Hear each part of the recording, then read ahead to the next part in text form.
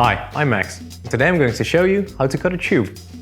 So for starters, we need sanding paper, a tape measure, a marker or a pencil, and of course your pipe cutter.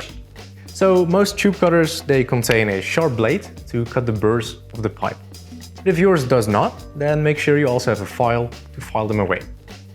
So first, measure your pipe and mark the spot where you're gonna cut.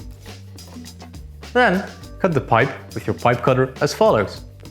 Keep putting pressure on the pipe with the pipe cutter's rotating blade.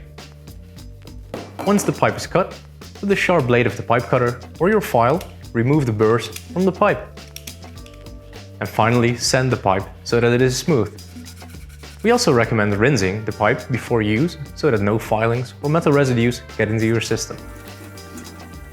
If you enjoyed this video, give it a like and subscribe for more. And if you have any questions, then please contact me or anyone else from Tameson.